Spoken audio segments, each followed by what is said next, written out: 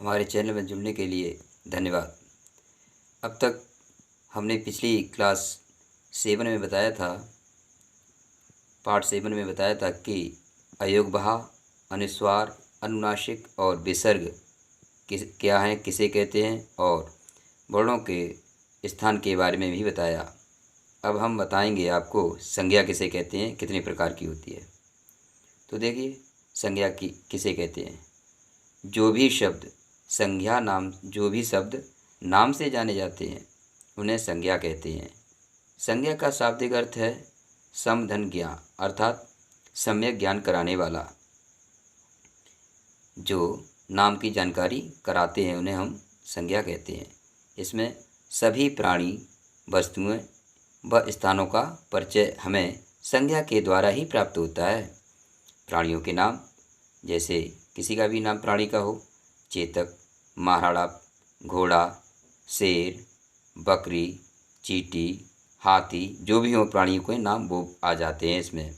अब वस्तुओं के नाम में ताजमहल, पुस्तक, फूल, शहद, जो भी वस्तुओं के नाम हों इसमें आ जाते हैं। अब स्थानों के नाम, किसी भी जगह या स्थान का नाम होता है वह इसके अंतर्गत आता है। जैसे आगरा, मुंबई, राजधानी, दिल्ली, किसी भी स्थान का नाम हो इसमें आ जाते हैं। गुणों के नाम, सुगंध, मिठास, खटास, महक, इसमें गुणों या स्वभाव जो जैसा वह इसमें आ जाता है। अब आगे चलते हैं परिभाषा, संज्ञा की परिभाषा। किसी प्राणी, वस्तु, स्थान, गुण या भाव के नाम को बोध कराने वाले शब्दों को संज्ञा कहते हैं। फिर एक बार, किसी प्राणी, वस्तु, स्थान, गुण या भाव के नाम का बोध कराने वाले शब्दों को संज्ञा कहते हैं। संज्ञा कितने प्रकार की होती है, संज्ञा के भेद, अब इसके बारे में बताएंगे आगे। संज्ञा के 5 भेद माने जाते हैं। संज्ञा के 5 भेद माने जाते हैं। एक, व्यक्तिवाचक संज्ञा किसे कहते हैं, इसके बारे में। जो शब्द किसी विशेष प्राणी, वस्तु या स्थान का बोध कराएं। व्यक्तिवाचक संज्ञा में जो शब्द किसी विशेष प्राणी, वस्तु या स्थान का बोध कराएं उन्हें व्यक्तिवाचक संज्ञा कहते हैं। जैसे राम, कृष्ण, मीरा, ताजमहल, मेरठ, रामायण, यमुना, बरेली आदि। एक बार फिर देख लीजिए, व्यक्तिवाचक संज्ञा अर्थात व्यक्ति विशेष का बोध कराने वाले शब्दों को इसमें रखा जाता है। जैसे राम, कृष्ण, मीरा, ताजमहल, मेरठ आदि। अब 2, जातिवाचक संज्ञा। जो शब्द किसी वर्ग, जात के सभी प्राणी, स्थानों या वस्तुओं का बोध कराएं उन्हें जातिवाचक संज्ञा कहते हैं। अब देखिए, जातिवाचक संज्ञा का मतलब हुआ है कि एक जात के जो जात है, अलग अलग वर्ग जात के, वह सभी इसमें आ जाते हैं।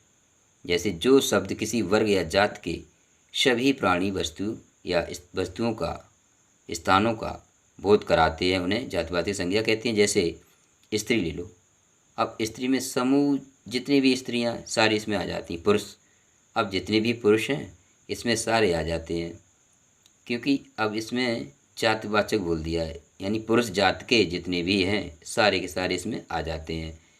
अब यहाँ लड़की, अब लड़की जितने भी जात के हैं सभी इसमें आ जाते हैं। गाय, अब गाय संबंधित जिसमें जातियों के वो भी इसमें जाते हैं। नगर, अब जितना भी नगर है वो सारे इसमें आ जाते हैं। तो इस प्रकार से जातिवाचक संज्ञा कहते हैं। अगला तीसरा, भाववाचक संज्ञा। जो शब्द किसी वस्तु, प्राणी या स्थान के गुण, दोष, अवस्था या भाव का बोध कराएं। एक बार फिर, भाववाचक संज्ञा। जो शब्द किसी वस्तु, प्राणी या स्थान के गुण या दोष, अवस्था या भाव का बोध कराएं भाववाचक संज्ञा कहते हैं। जैसे प्रेम, मित्रता, बचपन, यौवन, बुढ़ापा, मिठास, क्रोध, सजावट इत्यादि सभी इसमें आ जाते हैं। अगला चलते हैं 4, समूहवाचक संज्ञा। जिन शब्दों से किसी समूह या समुदाय का बोध हो, समूहवाचक संज्ञा यानी समूह के नाम से पुकारा जाता है। समूह या समुदाय, जिन शब्दों से किसी समूह या समुदाय का बोध हो उसे समूहवाचक संज्ञा कहते हैं।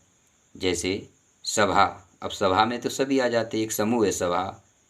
सोना, वो सेना, अब सेना भी एक समूह है, एक तो होता नहीं, सेना में कई एक होते ना, ये समूह का बोध कराते हैं। कक्षा, इसमें भी आ जाते हैं।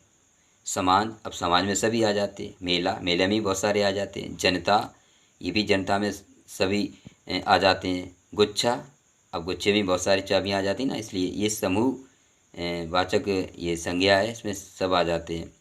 जैसे दल, दल भी एक समूह है, एक का तो है नहीं, कई एक मनुष्य होते हैं ना इसमें, इसलिए ये सारे शब्द समूहवाचक संज्ञा के अंतर्गत आते हैं। पाँचवा, द्रव्यवाचक संज्ञा, जिन शब्दों से द्रव्य पदार्थ का बोध हो उन्हें द्रव्यवाचक संज्ञा कहते हैं।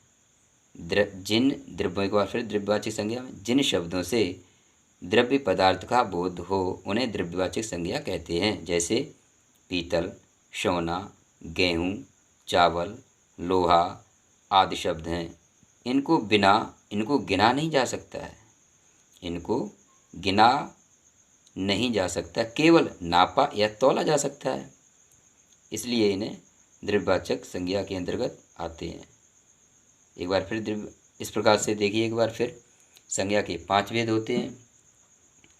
व्यक्तिवाचक संज्ञा यानी विशेष किसी व्यक्ति का नाम होता है, जैसे राम, कृष्ण, मीरा, ताजमहल इत्यादि वगैरह।